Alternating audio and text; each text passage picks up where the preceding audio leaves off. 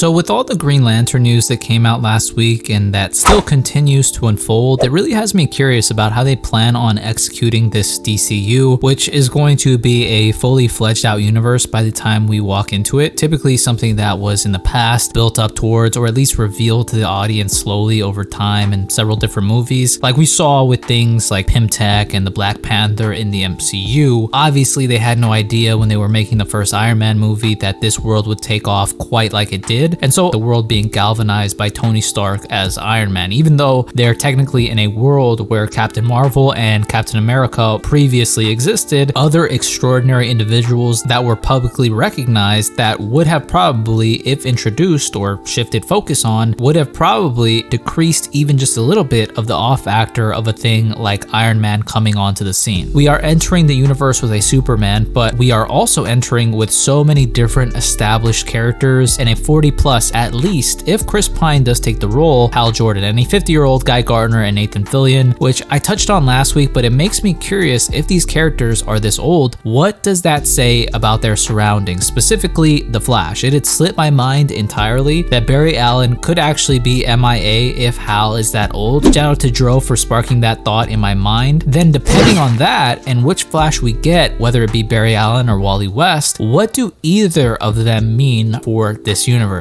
You know, Barry Allen and Hal Jordan have a prolific friendship in the comics. Tom Payer and the GOAT Mark Waid even wrote an awesome 6-issue series from late 1999 to early 2000 about them, Flash and Green Lantern, the Brave and the Bold. Such a great series highlighting their relationship prior to Crisis, friendship core type shit, highly recommend. And I don't see, based on the offer they were giving to Brolin, you know, him being 56 years old, that they would give us a Flash, at least a mainstay Flash, that would be of the same age. Now they could of course have been planning to do the thing that movies typically do and bend the source material to fit the story they are trying to tell, which if handled well can make for some great movies, but I doubt they'd make Barry Allen that old. I don't think Barry Allen has ever even been that old in the comics, except in like Flash Earth 1. Barry and Hal couldn't have been more than 5 years apart in the comics, but especially when dealing with a burgeoning cinematic universe, it really piques my curiosity of like, okay, what is the play here with this? Because it feels odd to cast some of the most prolific DC characters that old. It's almost akin to casting Scott Lang as the main Ant-Man and then having the main comics Ant-Man, Hank Pym, be an old man in more of a mentor type role, except I don't know too many die-hard Hank Pym fans, at least not in the same way I know fans who are legitimately craving a good live action depiction of Hal Jordan. This isn't to say we won't get one even if he's old, it's just, you know, about the amount of time we get to spend with him. But I'm posing the question of like, okay, depending on which Flash we get, what does that say about the universe? Because I believe they're both drastically different depending on which way we go. If we get old Barry Allen, then that looks like we might just get to have Wally West be a member of the Teen Titans, getting to watch him evolve before making his way as the main universe Flash. But also that means that a crisis is looming in which Barry Allen, much like the comics, could be the one to sacrifice himself to save the multiverse from the Anti-Monitor, leading to Wally taking up the mantle. Something a little more in line with the comics. Maybe we'll get Barry facing one of his own villains for a change, like a Gorilla Grodd or a Mirror Master. And that's because I actually really like the Flash movie.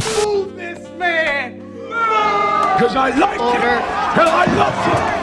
At that point, it's just a matter of like, how old does that make Barry Allen? Because again, when he died or went into the Speed Force, he was around 30 years old. Obviously, they can change that, but I'm not sure what type of relationship he'd have with Hal if he would have been 25 years younger than them. Even 15 is kind of pushing it. It's not out of the question, right? Like maybe it's one of those work scenarios where you become friends with someone who is like hella older than you. But even at that, it just seems weird to cast a bunch of 40-plus-year-olds as pretty important DC characters, but I'm assuming they probably have faith in the Flash family and in the other members of the Lantern Corps. So I do think if Barry comes back from the Speed Force eventually and Hal is maybe an aged up Parallax, that could make for a very strong interaction. Or will Wally West be our main Flash and one that has a movie dedicated to him, who is a member of the Justice League and the subsequent sequels? Will that mean whatever roster the Teen Titans starts with, will it likely not include a Kid Flash? Or maybe at one point there was and we'll skip that whole era, or maybe even have Bart Allen fill his place. It might very well include a Damian Wayne Robin, which means that the Bat family should be very much in existence, and I think that was also mentioned when James Gunn announced Chapter 1. Also, it would suck to never see this suit in live action, and will it be the case since we have gotten our Justice League movie before? Would they, instead of Justice League, opt for like Justice League of America? The more I ponder which Flash we get, the more I fall into this rabbit hole of possibilities. I doubt we don't get a Barry Allen though, even with us getting a Flash show for the past decade and the last and only Flash live action movie, both being Barry Allen centric. Both characters I truly believe are inevitable, but unlike the Justice League animated series, I do think Barry Allen, if not our marquee Flash, will eventually be acknowledged and not just oddly ignored. But even just that fact suggests that Barry Allen was around and is no longer around. So what in the world could have happened to him? You know, has a crisis occurred already, or a crisis-like event? So many possibilities. Personally, I wouldn't mind them starting with Wally West. I think that'd be a nice change of pace from the recent live action depictions, and I could see why they'd want to do that. As I've been getting my DC knowledge up, I've been looking forward to finally diving into the Flash lore, because super speed is the coolest power. I love everything from a Fox Quicksilver to Makari with the perfect real-time running form, and at the speed of force is just super badass. Injustice 2, I'm maining the Flash. It's just such a goated power. So I've currently finished Flash Rebirth by Jeff Johns and EVS from 2009, which handles Barry Allen's reacclimation to life after returning from the Speed Force in Final Crisis. It's where the whole "it was me" Barry memes were birthed from. There was a 12-issue run from 2010 by Jeff Johns and the art by Francis Manapul, which I don't know why, I just get a comforting indie vibe from Francis's art, and I believe he also does a good chunk of the New 52 books from 2011, so I can't wait to rip into those more. I have also been going through Mark Waid's run on the Flash. I've heard nothing but great things for what he has done with Wally. I actually just finished Terminal Velocity, and that was such a great storyline from top to bottom, like him just having issues mentoring Bart and all the Flashes coming together to give Impulse a lesson in how to be a Flash, and Wally turning into living energy. It was just such a good storyline. Issues 95 to 100 of Flash Volume 2. I believe it was like 1994 to 95. Highly recommend again. Ultimately, Gunn hasn't even announced the Flash movie happening, but I'm sure there are plans once the second half of Chapter 1, Gods and Monsters, is unveiled. I'm just so curious about their approach to this and how this universe will unfold. It almost reminds me of something like Out of Animation, where I think people are more readily accepting of these types of established universes, their lore, and the characters involved in animation as opposed to live action. You know, for example, Green Goblin in, let's say, Into the Spider-Verse appears and is gone for most of the movie, at least that I can recall, and people didn't really take any issue with that, or even with like Vulture and Across the Spider-Verse. Those are pretty huge characters, so if it was live action, I feel like people would say they were underdeveloped and have a substantial issue with that. I know people said that about Ben Reilly in Across the Spider-Verse, and I also felt like that detracted from the movie as well, having so many Spider-Man around and most just being background filler, but it wasn't as detrimental as I feel it would have been had it been in live action. So I'm curious if that will be the case when Superman rolls around next year. I honestly don't really have a cast for either of the Flashes just because I have no idea when the movie will come out, and then until we get an actual Hal Jordan cast, I'd feel more comfortable, and I feel like it'd be easier to gauge what age roughly they will go with to cast either of them as. But I'm just excited to see any Flash, so let me know what y'all think. Will they go with Barry Allen or Wally West first? Will both of them exist at the same time? Will Barry have died or just be trapped in the Speed Force? Any predictions or preferences, I'm all ears, and also any Flash stories you guys want to recommend to me, drop them down below. But that's pretty much it. If you liked the video, leave me a thumbs up, comment down below, and if you want to subscribe, I always appreciate it. Thank you guys so much for watching. I hope all of you guys are well, and I will see you in the next one.